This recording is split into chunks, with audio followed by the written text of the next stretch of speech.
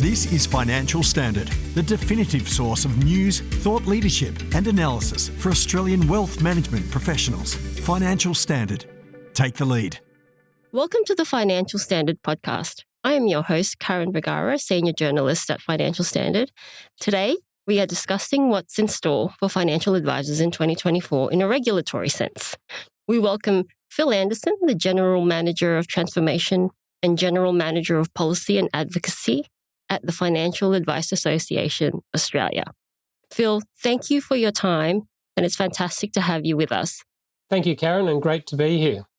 Let's start off by saying, what are the most important pieces of regulation that will affect advisors in 2024? Yeah, Karen, I think 2024 is going to be another big, exciting year in the financial advice space, but also more broadly in financial services. I think the top of the list is the Quality of Advice Review.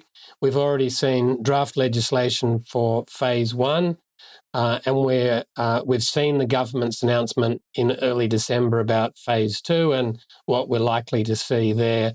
We expect that we will see draft legislation for Phase 2 at some point, and we're also expecting the QAR legislation to go into the Parliament and hopefully be finalised and resolved well before the end of the year. It's probably unlikely that we'll see a lot of the rubber hit the road with that legislation until much later next year, and then and in some cases probably beyond that into 2025. It's hard to believe that we're already talking about 2025, but yes, there will be a natural delay in terms of legislation being passed and also the implementation period, because things don't always start immediately after the legislation is passed. I think in terms of other legislation that is directly related to financial advisors, we're going to see the start of the compensation scheme of last resort this year in 2024. April is the start date, but I think what's most relevant to advisors is that advisors start to pay for unpaid determinations beyond the 1st of July this year, and may well see the first invoice for costs that need to be paid to contribute to that fund. We've seen some early indication of how much the 10 largest financial institutions are exposed for, and we are talking very, very big dollars. The government's supposed to pay for the first year, and then advisors pay beyond that. We'll be watching this one with a great deal of interest. Beyond that, I think there's an indirect link in a number of pieces of legislation that are expected to happen in 2024. So there's the superannuation objective. There's the better targeted super concessions legislation, which is currently with the Senate Economics Committee for review. That doesn't, it's not going to start immediately, but we should see the legislation play out during the course of 2024. I think we're also inevitably going to see a lot of legislation as it relates to tax practitioners. So for those financial advisors who are also tax agents, there'll be a significant volume of reform, much of it triggered by the PwC scandal. So we've already seen some draft legislation or draft instruments around changes to the Code of Professional Conduct. There are other changes around sanctions and so on. And look, I think more broadly, we'll see more changes around scams and cryptocurrency. So I expect that it will be a very busy year, and the Minister in particular will have a lot on his plate in 2024. February 16 is fast approaching, and we know that ASIC extended its advisor registration deadline from February 1st. It's extended it quite a few times. Why is this so important to comply with, and what are the consequences for non-compliance? Yeah, so it is a very topical issue at the moment. We have been working with ASIC on this, not only at the current time, but we had been talking to them in the lead up to the legislation being passed that actually enabled them to move forward. This was supposed to actually start on the 1st of January 2022. It was a Royal Commission recommendation. It was part of the Better Advice Bill but there was an issue with the legislation that needed to be fixed. And it took them ages to get that bill through the Parliament. Ultimately, it only happened when the government negotiated a deal with the Greens, which was seemingly related to getting other parts of that bill, such as the franking credit changes, through. So that meant by the end of November, the government had the bill passed and royal assent had been obtained, and it was okay to ASIC to move forward. We were always very uncomfortable about doing this over the course of the holiday period. We were conscious that of the 16,000 advisors who needed to be registered, or I should say just less than 16,000, some were automatically deemed registered because they had been on the Tax Practitioner Board register as at the 1st of January 22 and hadn't changed licensees, but everyone else needed to be registered by their licensee. Now, the thing that's most important about this is that you cannot provide advice beyond that deadline, and that's from the 16th of February. So the first date you would be in breach is the 16th of February. So you can't provide financial advice if you're not registered. So it then becomes a very serious contravention of the law to continue to provide advice if you're not registered. A lot of people are saying, well, what do you mean I need to be registered? I'm already on the Financial Advisor Register, and if I'm on the FAR, then I must be registered. Well, there's an intricacy in this, in that the licensees putting people on the FAR in the past has been more of a notification obligation. Now, registration is a little bit more comprehensive, and it includes the requirement to provide a declaration that you're a fit and proper person. So there are some material changes. It does start from the 16th of February, but the consequences are that you are breaching the law if you provide advice from the 16th of February onwards, if you're not registered. And by the way, it's very easy to check if you're registered. You just go onto the Financial Advisor Register and you look yourself up, and the first box, at the bottom of the first box, it says, "Are you registered?" Reporting all internal dispute resolutions to ASIC took effect on January 1 of this year. Are advisors prepared for this, Phil? How does this sit alongside the reportable situations regime that has been running for 2 years and which ASIC has criticised as that the financial industry is flouting? Yeah, I think that they're two very different things, and I'll come back to that. So reporting to ASIC on IDR was something that ASIC has pushed, and this process started back in 2019, I think. So it's been a long time coming. It is simply a matter of populating a spreadsheet that details the complaints that have been received by a licensee. Importantly, this is at the licensee level, so it's not at the advisor level. And the other thing that is really important with this is that most advisors don't even get any complaints. So they go a whole year without any complaints. So this has no impact on them. Unfortunately, one of the elements of this legislation is that licensees need to provide a report whether you've had any complaints or not.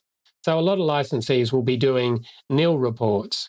So yes, it's going to be a way of ASIC obtaining a record of how many complaints are made to each licensee, and they may use that for further purposes in terms of identifying where the potential weaknesses are.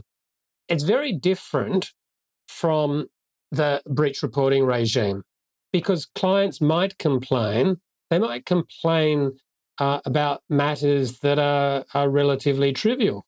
They may complain, but not have the right understanding and the complaint lacking basis. It might be that they're vexatious or frivolous and they're easily dismissed by the licensee.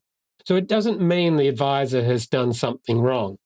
Breach reporting is different in that licensees have an obligation to report breaches of civil penalty provisions and other more serious matters, and they have to make a conclusion ultimately that something has been done wrong, and therefore when that lands in ASIC, it could be considered a matter that needs to be investigated, and it could ultimately result in consideration by the FSCP.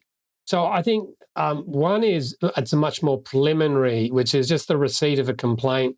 The other one is more serious because it's a breach. It's either an actual breach or a likely breach, but the licensee has concluded that there's something that is probably wrong there, and thus they have to report it to ASIC. Now, just to be really clear, Karen, the obligation for IDR reporting is for the period up to the 31st of December, and it needs to be submitted to ASIC by the end of February. But it's a new obligation. It's alongside registration. It's another thing that licensees have to do and get right. It'll keep them very busy, I'm sure. Tell us more about the Australian Taxation Office updating one of its rules recently on the tax deductibility of financial advice fees. That was in December. Why do you think this is important, not only for clients, but for the advice industry?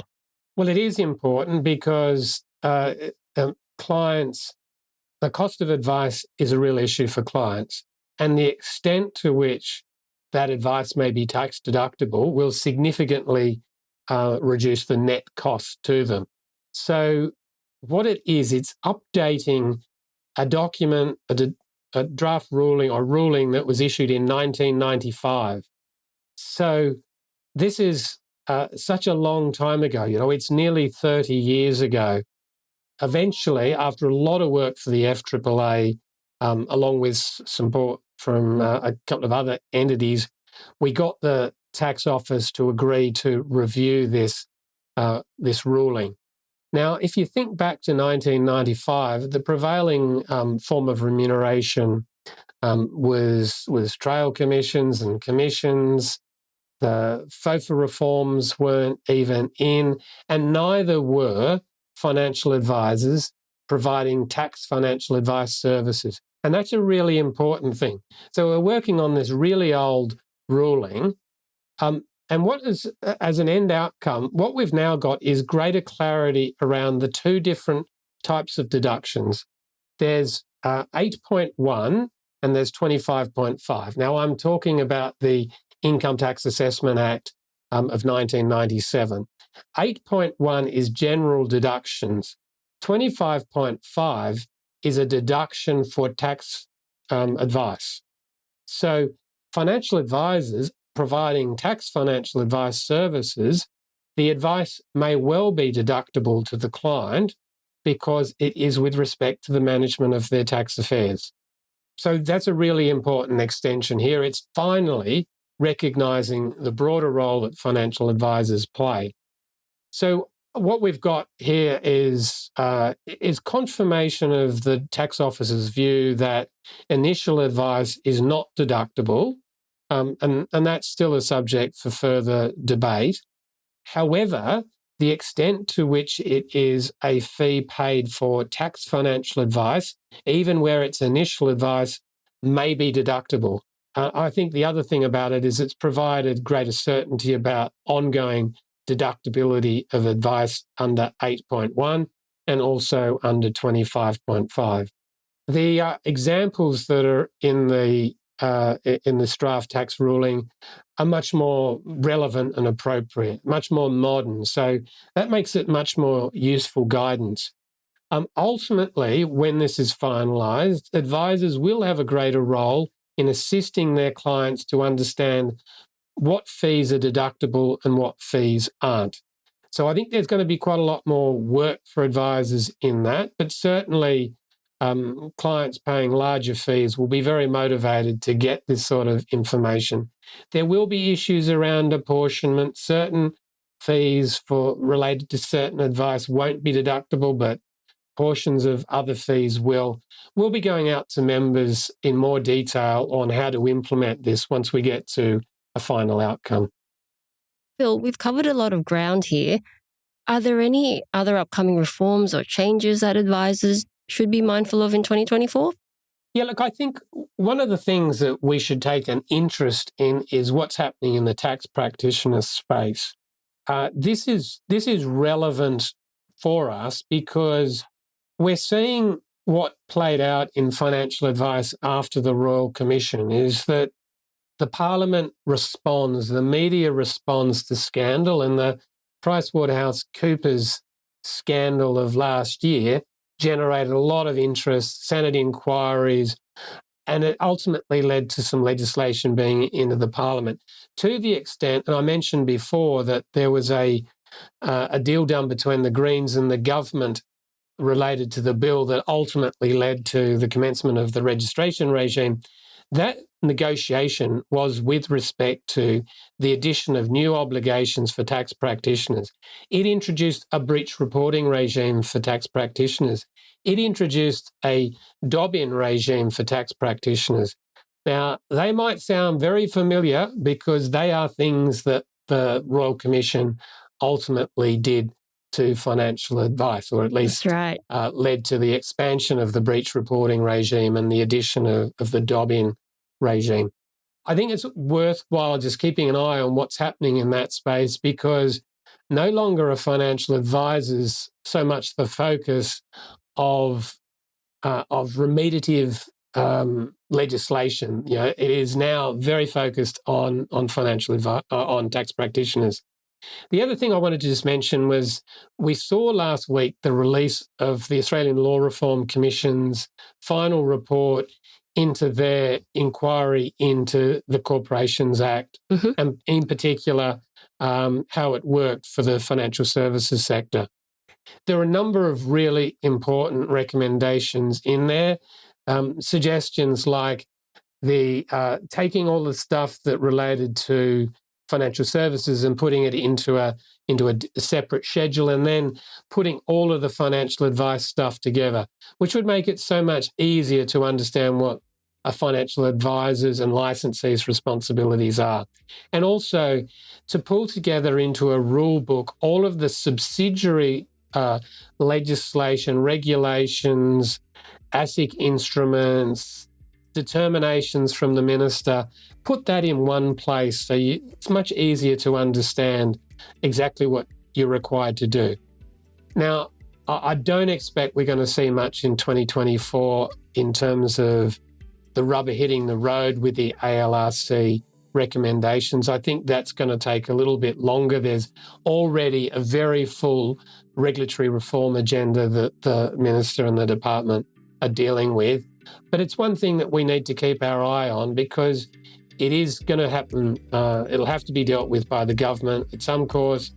And we expect that will make a significant difference to the complexity of the regime that we all have to operate within. Excellent, Phil. Thank you so much for your time. We really do appreciate you sharing your expertise and your knowledge with us. Thank you. It's great to be part of it. And thank you everyone for listening. I am your host, Karen Vergara, and hope to catch you next time. Thanks for listening to this Financial Standard podcast. For more information, visit financialstandard.com.au. Please keep in mind that the information discussed in this podcast is general in nature and does not consider personal circumstances. Reliance should not be placed on any content without further independent financial research and advice.